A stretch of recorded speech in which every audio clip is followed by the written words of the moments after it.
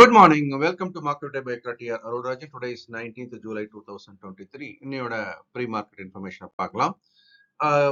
அமெரிக்க சந்தை நேற்று வந்து சற்றே வலுவாக முடிஞ்சிருப்பதா பார்க்குறோம். டவ் ஜோன்ஸ் வந்து 1.06%, S&P 500 0.71, நாஸ்டாக் 0.76. ஸோ இது ஒரு வலிமையான ஏற்றமாக தான் எடுத்துக்கணும்.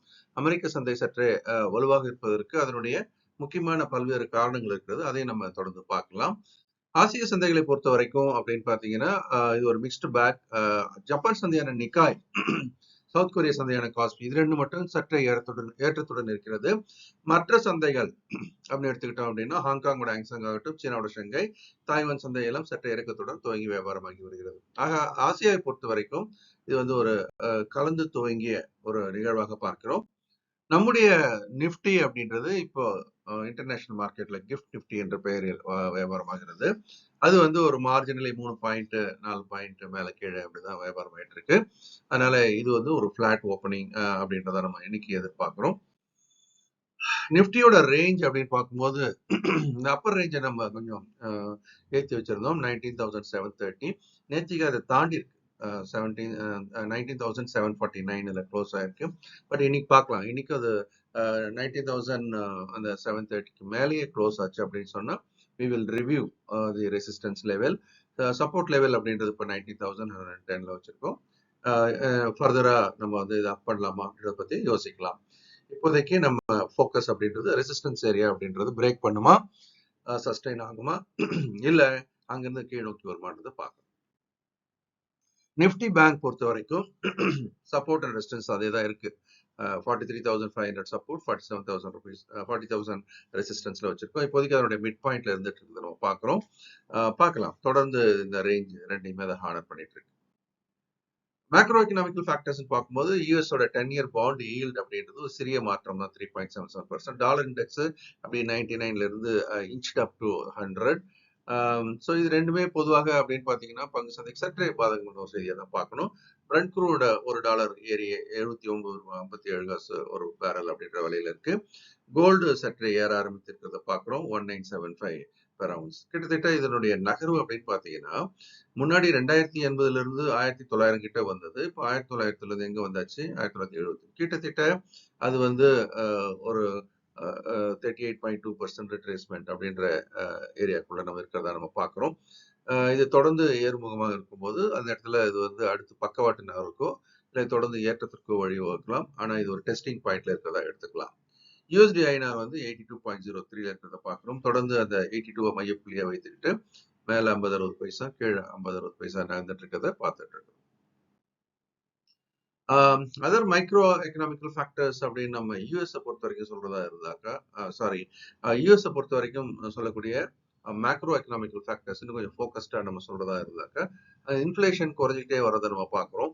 அதே மாதிரி அதனுடைய நேற்று ஏற்றத்துக்கான முக்கியமான காரணம் அப்படின்னு பார்க்கும்போது யூஎஸோட பேங்க்ஸோட ரிசல்ட்ஸ்லாம் வர ஆரம்பிச்சிருக்கு. அதனுடைய ஏர்னிங்ஸ் அப்படின்றது பாசிட்டிவா இருக்குது.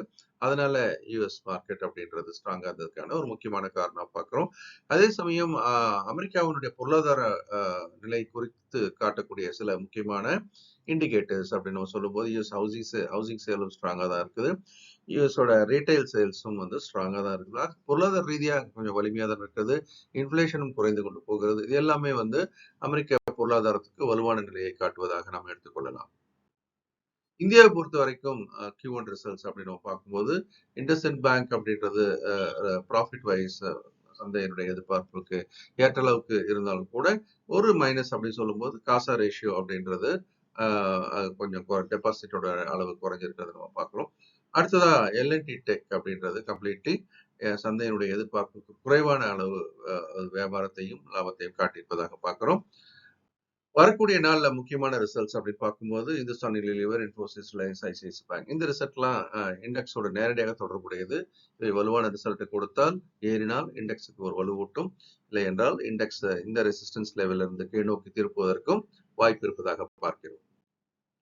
எஃப்ஐஸ் வந்து தொடர்ந்து வாங்குவர்களா இருக்கிறார்கள். நேற்றுக்கு 504 கோடிக்கு வாங்கியிருக்காங்க. டிஐஸ் தொடர்ந்து வாங்கி கொண்டிருக்கிறாங்க 195 கோடிக்கு. ஆக இந்த உச்சத்திலும் வாங்குதல் என்பது தொடர்ந்து நிகழ்ந்து கொண்டுதான் இருக்கிறது. எஸ்எஃப்எல் ஸ்டாக் மார்க்கெட் ஃபுல்லிங் ஆரம்பிச்சாச்சு ஏற்கனவே. Master the stock market program அப்படின்றது 24ஆம் தேதி அன்னைக்கு வர திங்கட்கிழமை அன்னைக்கு இரவு 8ல இருந்து 9 மணிக்கு ஸ்டார்ட் ஆகுது. ஃபியூச்சர்ஸ் நிஃப்டியை நம்ம ஒவ்வொரு நாளும் 11 மணிக்கு எக்ட்ரா டிவி தமிழ் சேனல்ல லைவ் அனலைஸ் பண்றோம். அன்னன்னைக்கு வியாபார வாய்ப்புகள் அடையாளம் காணப்படுகிறது.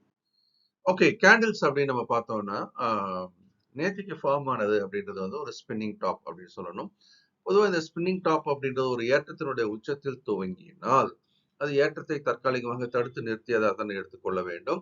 அதன் பிறகு ஒருவேளை க்ளோசிங் பேசிஸ்ல இன்னைக்கு நேத்தியோட க்ளோசிங் கீழே வரும்போது சந்தையானது ஒரு தற்காலிக இறக்கத்திற்கு, அதாவது ஒரு ரீட்ரேஸ்மெண்ட், இப்ப தொடர்ந்து ஏற்றத்தில் இருக்குது இல்லையா, இந்த ஏற்றத்துடைய இறக்கம் நிகழ்வதற்கான வாய்ப்பு இருப்பதாக பார்க்கிறோம். என்ன நடக்குதுன்றத இன்னைக்கு நம்ம பார்க்கலாம். நாளைக்கு வீக்லி எக்ஸ்பைரியும் இருக்கு, அதனால நிறைய வாலட்டாலிட்டி எதிர்பார்க்கிறோம். ஸோ சந்தையை பொறுத்த வரைக்கும் ஏற்றத்திற்கு பிறகு ஒரு செக் வைக்கப்பட்டிருப்பதாக நாம் எடுத்துக்கொள்ளலாம். இந்த வீடியோ உங்களுக்கு பிடிச்சிருக்கும் நம்பரை லைக் பண்ணி ஷேர் பண்ணுங்க. உங்களுடைய கமெண்ட்ஸையும் வீடியோ கீழே போடுங்க. இந்த நாளும் இனிமையான நாளாக இருக்க என்னுடைய மனமார்ந்த வாழ்த்துக்கள். இந்த வீடியோ உங்களுக்கு பிடிச்சிருக்கும் நம்பரை நீங்களும் லைக் பண்ணி ஷேர் பண்ணுங்க. உங்களுடைய கமெண்ட்ஸையும் போடுங்க. இந்த நாளும் இனிமையான நாளாக இருக்க என்னுடைய மனமார்ந்த வாழ்த்துக்கள். இந்த வீடியோ உங்களுக்கு பிடிச்சிருக்கும் நம்பரை நீங்களும் லைக் பண்ணி ஷேர் பண்ணுங்க. உங்களுடைய கமெண்ட்ஸையும் போடுங்க. இந்த நாளும் இனிமையான நாளாக இருக்க என்னுடைய மனமார்ந்த வாழ்த்துக்கள்.